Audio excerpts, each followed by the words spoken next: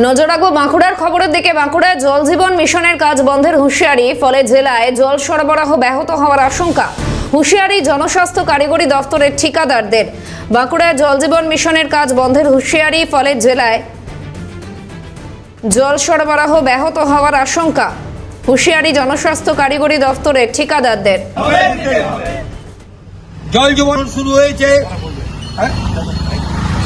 ঠিক আছে,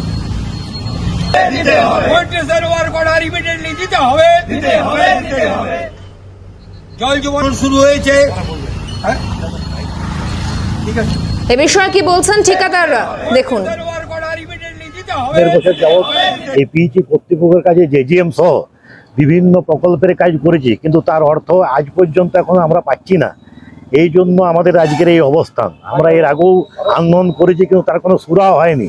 তাই আমরা 4 দিন ব্যাপী আন্দোলন করতে চাইছি, এবং এর মাধ্যমে যদি আমাদের যদি সুরাহা হয়, সেটা যেন মাননীয় মুখ্যমন্ত্রী বা প্রধানমন্ত্রী সেন্ট্রাল বা স্টেট যেও দরদির সাথে দেখে যেন এটা পেমেন্টটা আমাদের করে তাড়াতাড়ি। আমরা প্রচুর অসুবিধার মধ্যে, যেমন আমরা ব্যাংক লোন নিয়ে কাজ করেছি, কেউ দোকানে ধার নিয়েছে, এরপরে এই ধারগুলো শোধ হচ্ছে না, আর পুজোর সময় সবাই টাকা চাইছে আমাদের কাছে। তারপরে আমাদের যে লেবার বা যারা অপারেটর আছে তাদেরকে আমাদেরকে সব পেমেন্ট করতে হয়, বোনাস দিতে হয়।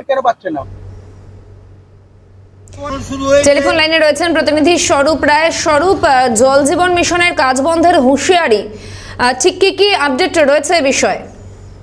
দেখো, গত বছর আগস্ট মাস থেকে বন্ধ জল জীবন মিশনের একদিকে টাকা, অন্যদিকে এই পিএইচির যারা ঠিকাদার রয়েছে তারা বিভিন্ন যে পিএইচির পাম্প ঠিকা তাদের যে অস্থায়ী কর্মীগুলো কাজ করে, সেখানেও কিন্তু তাদের টাকা পয়সা পায়নি।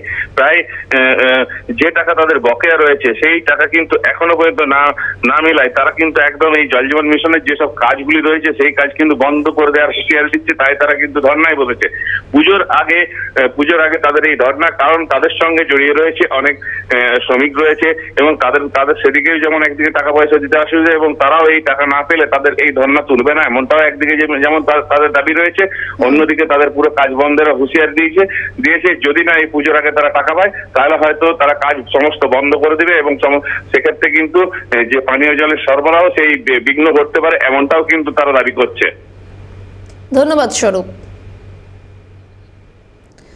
বাঁকুড়ায় জল জীবন মিশনের কাজ বন্ধের হুঁশিয়ারি, ফলে জেলায় জল সরবরাহ ব্যাহত হওয়ার আশঙ্কা। হুঁশিয়ারি জনস্বাস্থ্য কারিগরি দপ্তরের ঠিকাদারদের। অভিযোগ, 25 আগস্ট থেকে টাকা পাচ্ছেন না ঠিকাদাররা। শুধুমাত্র বাঁকুড়া জেলায় বকেয়া রয়েছে প্রায় 350 কোটি টাকা। বারংবার আবেদন করার পরেও সেই বকেয়া টাকা মেলেনি। জল জীবন শুরু হয়েছে, ঠিক আছে।